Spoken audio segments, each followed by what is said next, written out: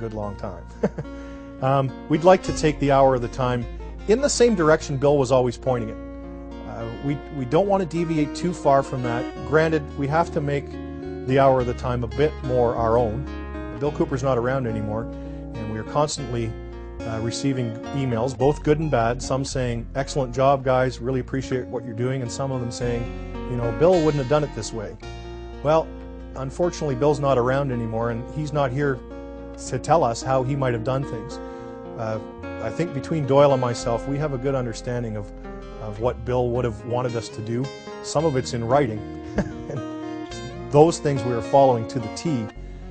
And definitely the pursuit of truth is key, and the more knowledge you get, the closer you get to that goal.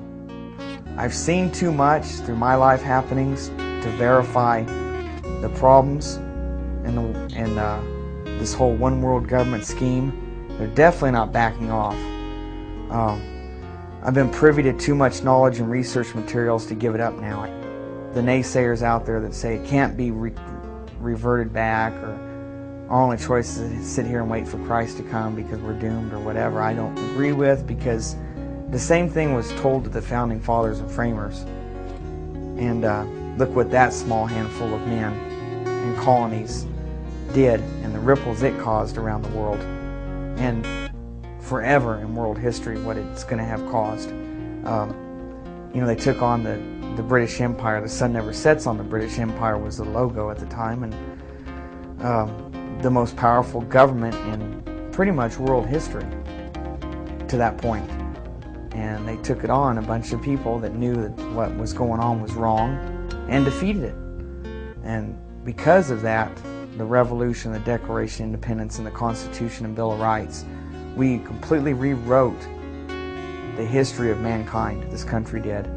And to see it squandered because of a few families and secret societies behind the scenes pulling the strings of our fiat, essentially fiat government,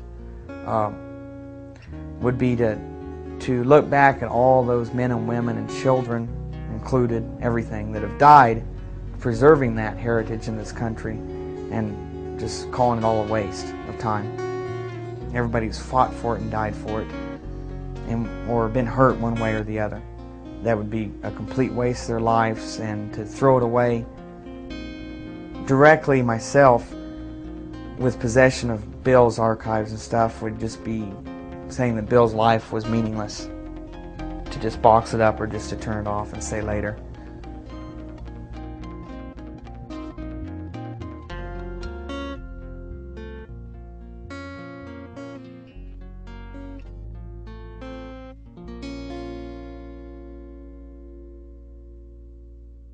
Do you understand what I'm telling you?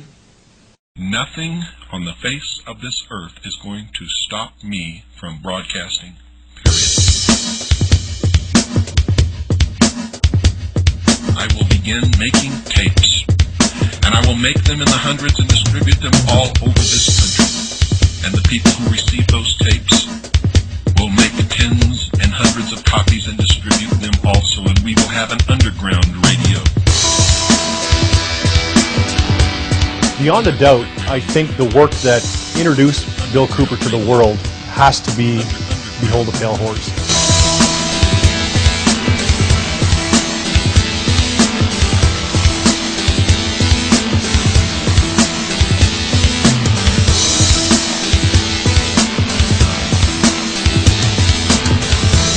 And Bill told him point blank, do not come up here, you're not welcome, I'm not talking to you. And you go back and tell your bosses that there's not going to be another Waco or Ruby Ridge in this country.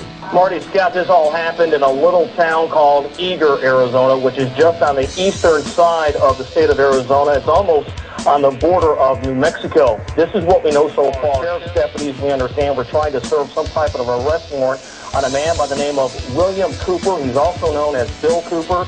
Do you understand what I'm talking about? What is our common bond truly? Freedom! In this case, Bill Cooper was shot to death. We do have a crew en route to Eager, Arizona, and we'll have a lot more coming up on tonight's news. most people are no better than animals who do not have intelligence because they don't use their intelligence. And to these men who control things behind the scenes, you are stakes on the table by choice and consent, and will always be ruled and manipulated and enslaved by people who do use their brains. Bill hated right wing, hated left wing. He hated these labels. He was an American. He believed in the U.S. Constitution. And if you were right wing, you had an agenda. If you're left wing, you had an agenda. Bill had no agenda. Bill believed in the Constitution.